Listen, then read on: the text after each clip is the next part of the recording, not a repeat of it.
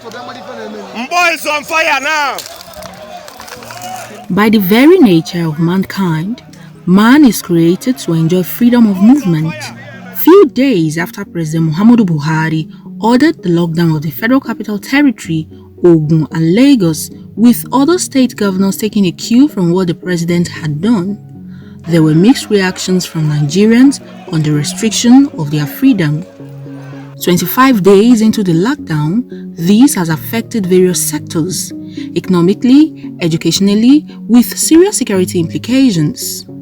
In the light of these, the Anap Foundation COVID-19 think tank chaired by Untitled Chapter during its board meeting held on the 22nd of April 2020 to review nationwide situation reports with regards to the ongoing lockdowns has asked that the Presidential Task Force on COVID-19, the Nigerian Governors Forum, and other stakeholders to evaluate the effectiveness of compulsory lockdowns in a bid to manage the pandemic as well as the unintended consequences which they continue to generate.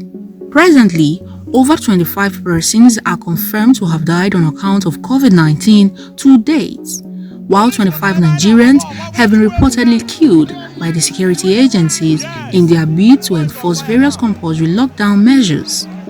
Though denied by the security hierarchy, perhaps this is true.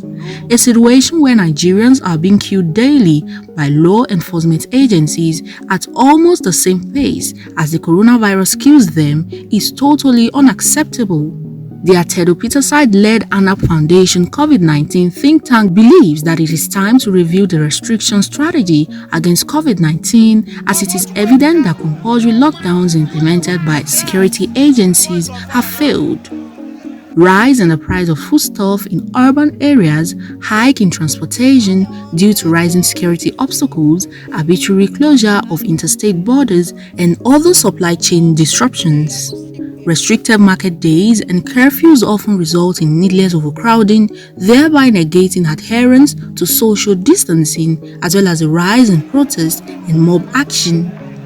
All this sooner or later may snowball into a disaster that even security agencies may not be able to handle.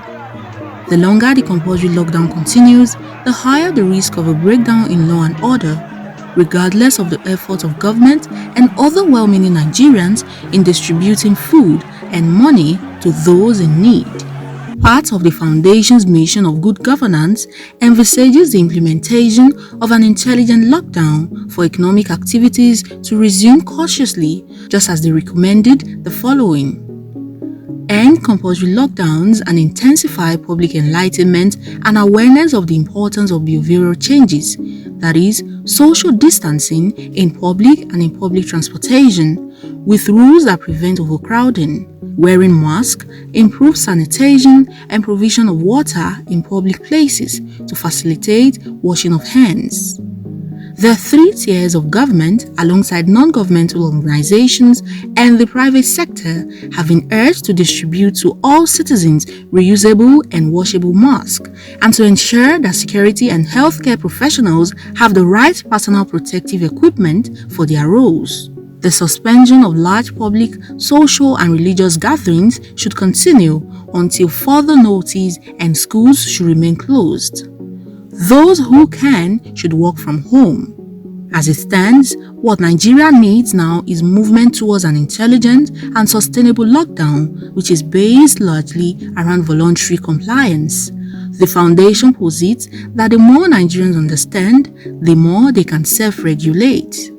Hopefully, government at various cadres would act in the best interest of Nigerians in a bid to defeat this scourge.